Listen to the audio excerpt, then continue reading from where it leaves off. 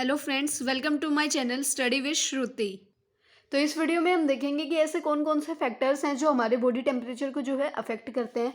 तो ये फैक्टर्स हैं जो अफेक्ट करते हैं एज, फिजिकल एक्सरसाइजेज जो हम करते हैं, जो हमारी सर्काडियन रिदम है, वेदर की कंडीशंस, हार्मोनल लेवल जो होता है वो, मूड, हेल्थ कंडीशन या फिर जो ड्रग्स होते हैं वो।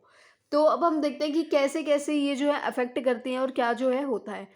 एज क्या होता है कि जो भी नियोनेट्स हैं या फिर जो भी मतलब जो बिल्कुल छोटे बच्चे हैं वो, और जो एज पर्सन है यानी कि जो ओल्ड एज के पीपल हैं, वो अपने बॉडी टेम्परेचर को मेंटेन नहीं कर पाते, जिसकी वजह से क्या होता है कि उनमें हाइपोथर्मिया की कंडीशन हो जाती है एज कम्पेयर टू अडल्ट। मतलब उनकी बॉडी क्या होती है, ठंडी पड़ जाती है, उनका बॉडी टेम्परेचर कम हो जाता है। अडल्ट्स में ऐसा नहीं होता, एज कम्पेयर टू अडल्ट्स उनकी बॉडी का टेम्परेचर जो है वो कम हो जाता है। उसके बाद फिजिकल एक्सरसाइज, जब हम फिजिकल एक्सरसाइज करते हैं तो क्या होता है कि जो हार्ट हीट की जो प्रोडक्शन है वो इंक्रीज हो जाती है, जिसकी वजह से हमारा बॉडी टेम्परेचर बढ़ जाता है। मतलब हीट अगर ज़्यादा हमारे अंदर प्रोड्यूस होगी तो बॉडी का टेम्परेचर तो बढ़ेगा ही, तो वो कंडीशन हो जाती है। फिर आता है सर्काडियन रिदम। बॉडी टेम्परेचर जो है वो अफेक्ट होता है डे के टाइम पे।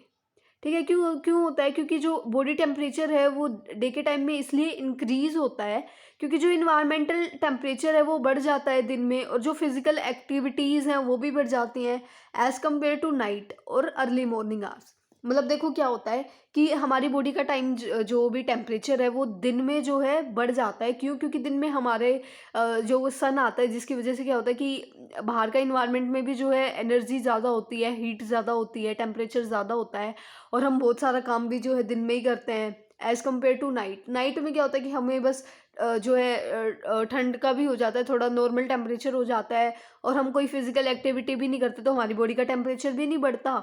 तो ये सारी कंडीशन जो है ये ऐसे अफेक्ट करती हैं। उसके बाद आता है वेदर कंडीशंस। अब आप एक नॉर्मल पर्सन को अगर बाहर भेजोगे, एक्सपोजर करोगे किसी भी वेदर कंडीशन में, तो उसके जो है बॉडी टेम्परेचर में फ्लक्चुएशंस आएंगी। जैसे कि अगर एक पर्सन है, अगर वो एक नॉर्मल अंदर अपने घर में आराम से बैठा था तो उसका बॉडी टेम्परेचर नॉर्मल था। अब जैसे ही वो बाहर गया और बाहर बहुत ज़्यादा धूप है, बहुत ज़्यादा गर्मी है, तो बाहर जाते ही क्या होगा कि उसकी बॉडी का जो टेम्परेचर है वो बढ़ जाएगा ताकि वो वहाँ पे रेजिस्ट कर सके। उसके बाद आता है हार्मोनल लेवल।